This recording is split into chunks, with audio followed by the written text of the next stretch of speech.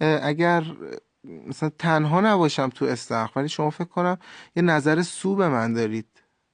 نه دیدم، من چی گفتم؟ مگه گفتم خودت بیا بریم استخر رو اول بریم؟ چون من کلا با جنس مخالف کار ندارم، من بیشتر با خودت کار دارم و اینکه خودت باشی دیگه، اصلا مهم نیست بقیه. محمد حال آقا، بقیه دوستانم جانم. یعنی شما با من هیچ کاری نمی کنید؟ نه عزیزم، چیکار میخوام باید بکنم؟ حال مطمئن شما باشم؟ بیا. آره عزیزم، مطمئن باش. بعد مثلا آموزش شنا رو خودتون بهمون میدید یا اونجا مربی اونجا هستش؟ میریم یه مربی پیدا میکنیم دیگه، اونجا توی سخت مربی هست، دقیق با همون کار میکنه. شنا نمیدی، حال من خودم هم یکم بلدم، باید کار میکنم، نگران اونش نباش. آخه حقیقت من میترسم از شما یه خورده محمد آقا. از من چرا بترسی عزیزم؟ مگه شما من لولو خورم؟ شما میخوام یه بخورم. سوال میتونم ازتون بکنم؟ بپرس عزیزم، بپرس. سایز آلت تناسلی چنده؟ ببخشید من یهو رفتم سر اصل مطلب، آخه میترسم من زیاد 20، برام. 22، 23، 24. چند 20 داری شما؟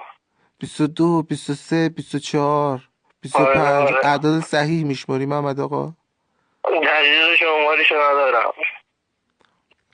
محمد آقا، جونم. شما کی میتونی بیای بریم الان؟ میتونی برام الان یه شارژ بفرستی؟ آره شارژم بزن میفرستم. یه شارژ دهی بفرست، من زنگ بزنم با هم یه مقدار صحبت کنیم. باشه باش بعد میتونی باش. یه عکس از خودت بفرستی؟ بدنت مو داره؟ نه سفیده بدون مو. آخه من دیدم نوشته بودی که اضافه وزن داری، از اینایی نباشی که پستونات آویزون باشه. نه عزیزم، نه عزیزم، من کلا پاور لیفتینگ، بدنسازی، همه اینا رو با هم کار میکنم. آخه نوشته بودی که چاقم. خب مگه چاقا دل ندارن؟ آخه نمیدونم، از بالا میتونی پایین رو نگاه کنی؟ آره عزیزم، میتونم پایین رو نگاه کنم، تو نگرانش نباش. نمیدونم، آخه دستت بهش میرسه اصلا؟ آره آره. میشم. بله. محمد جان. آقا، محمد آقا، جونم. شما آدم نیستی؟ چرا عزیزم، چرا آدم نباشم؟